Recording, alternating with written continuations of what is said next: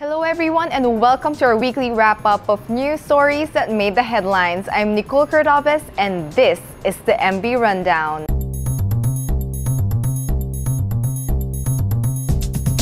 Dr. Francisco T. Duque III is back to his old government post at the Department of Health.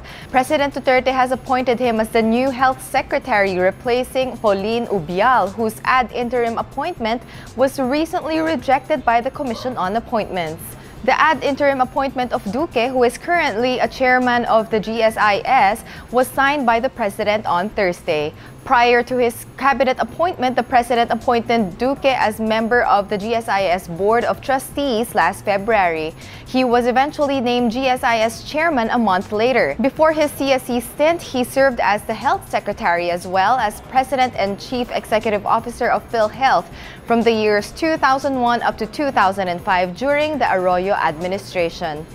In his first stint at the DOH, he earned high approval and satisfaction ratings from polling agencies Pulse Asia and the Social Weather Station from 2005 to 2009. And in 2008, he received the Communications Excellence in Organizations Award from the International Association of Business Communicators. Duque finished his Doctor of Medicine at the University of Santo Tomas in 1982 and earned his Master of Science degree from Georgetown University in Washington, D.C. in 1987. He took a postgraduate course under the Executive Education Program at the Harvard University of Public Health in 1992. President Duterte has extended his gratitude to China, Russia, the United States, and Australia for helping the local security forces defeat the Islamic State-linked militants in Marawi City. The president recognized the military assistance provided by these countries during a meeting Tuesday with visiting defense ministers who are attending a gathering in Clark, Pampanga to promote peace and security in the region. The defense secretaries from the ASEAN member countries and dialogue partners were in the country for a series of talks ahead of the Leaders Summit in Manila next month. The president had earlier declared the liberation of Marawi City from terrorist influence after 5 months of intense fighting between the troops and the militants. Duterte, however, has directed the military to remain on guard due to the lingering threat of terrorism and insurgency. In the meeting with the defense ministers, the president also hailed the productive and fruitful talks on efforts to promote cooperation and peace and stability in the region. While the war in Marawi is already over, Russia has donated a shipload of weapons and military vehicles to the Philippine military to help boost its counterterrorism capability. The military donation received by President Duterte and local defense and security officials included 5,000 Kalashnikov assault rifles, 20 army trucks, 5,000 steel helmets, and 1 million rounds of ammunition. Workers and students in Metro Manila, Bulacan, and Pampanga can look forward to rest and recreation next month following a 3-day holiday proclamation issued by Malacanang. The ASEAN 2017 National Organizing Council has recommended that the 13th to the 15th of November 2017 will be declared as special non-working days in the NCR and the provinces of Bulacan and Pampanga, as these areas will be directly affected by the said activities. The Philippines holds this year's rotating chairmanship of the ASEAN and coincides with the 50th anniversary of the group in 2017. President Duterte said that when the regional leaders meet next month, they intend to reaffirm commitment to advancing inclusive, innovation-led growth, strengthening the region's resiliency, and promoting ASEAN as a global player and a model of regionalism. The leaders are expected to vow to maintain regional peace and stability and pursue maritime security and cooperation. Meanwhile, Chief Justice Maria Lourdes P.A. Sereno on Monday ordered the suspension of work in all courts in Metro Manila and in the provinces of Bulacan and Pampanga from November 13 to 15. But executive judges in the 3 localities were directed to maintain a skeletal force to receive urgent cases and issuance of urgent relief sought. The 3-day suspension of work also covers the Supreme Court, Court of Appeals, Sandigan Bayan, and Court of Tax Appeals. Aegis Juris member Mark Anthony Ventura turned into a state witness and recounted Horacio Acho Castillo III's final moments. In Ventura's statement, Aegis Juris fratmen still pushed through with the initiation rites even after Acho collapsed after he was struck with a paddle for the fourth time. Justice Secretary Vitaliano Aguirre II said on Wednesday that Ventura's decision is a very welcome development. Aguirre also said that Ventura narrated what he knew about what happened to Acho from the time of his admission as a neophyte until his initiation rites on the early morning of September 17, 2017. Aguirre said there seemed to be two groups of initiators inside the Aegis Juris Frat library, including a woman, but did not elaborate further.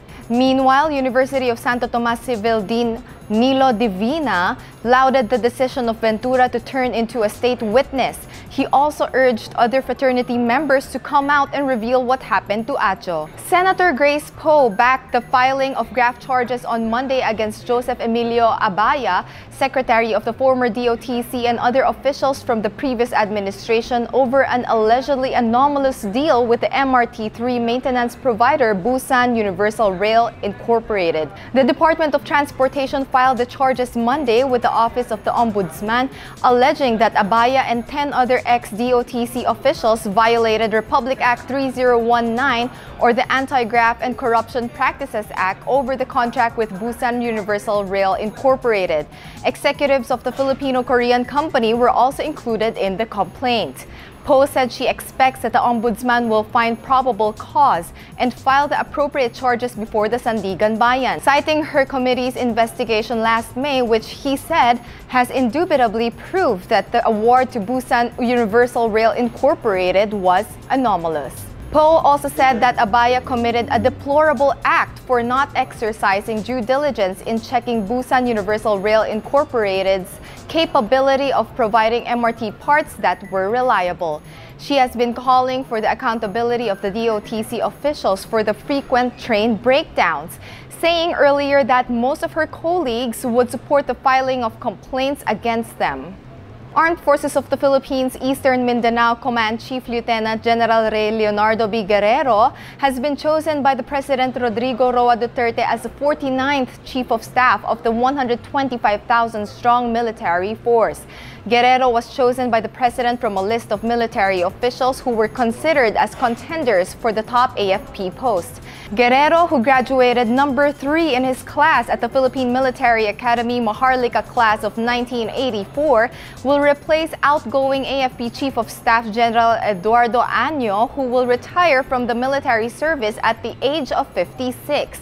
Guerrero held various positions in his more than 30 years service in the military, including being commander of the 3rd Infantry Division, Philippine Army, commander of the 701st Brigade in Davao, commander of Task Force Davao, commander of Presidential Guard Battalion PSG, and commander of 61st Infantry Battalion.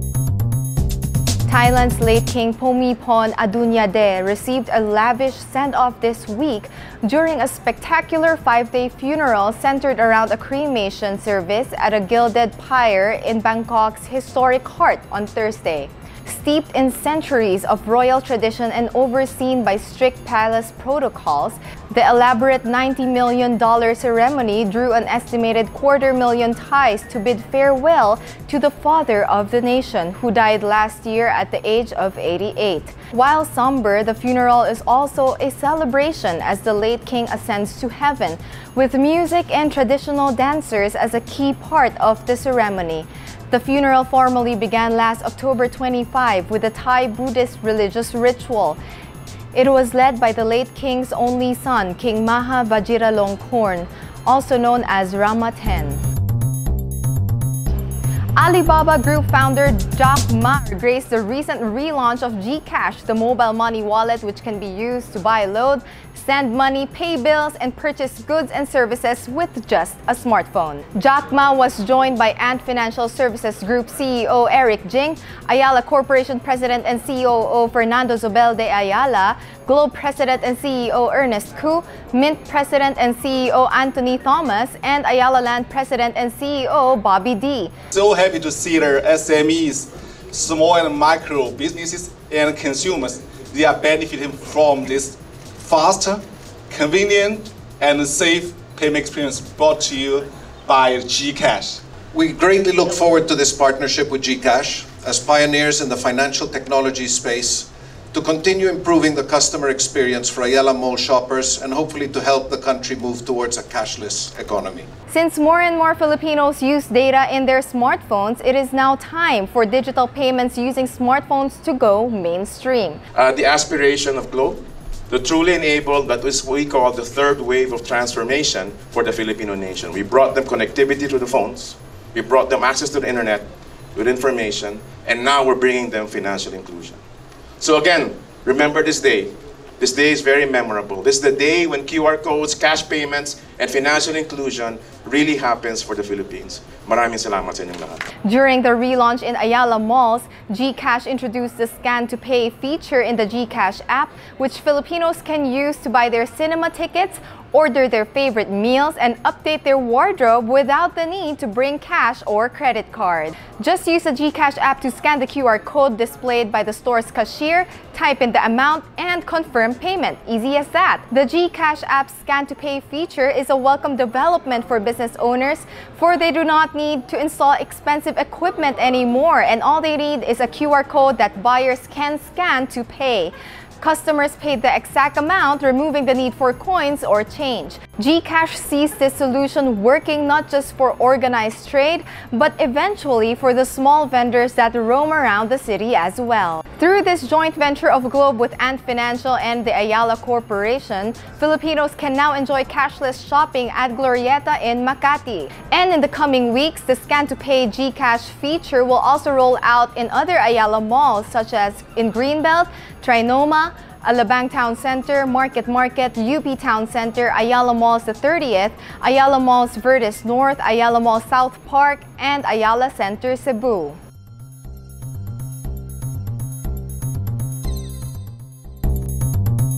In entertainment, actress Isabel Granada is in critical but stable condition, but remains unconscious, according to her husband Arnel Cowley last October 25. Granada was rushed to Hamad Hospital in Qatar Tuesday night after she collapsed during a fan meet and greet. Cowley disclosed that doctors are looking to perform an operation once her condition would allow it. He added that the 41-year-old actress did not show any sign or symptom of brain aneurysm except for a slight headache before fainting. Cowley described his wife quite fit and healthy, with a penchant for going on random walks and swimming trips. Granada's friends from the entertainment industry took to Twitter to appeal to people to pray for Granada's speedy recovery.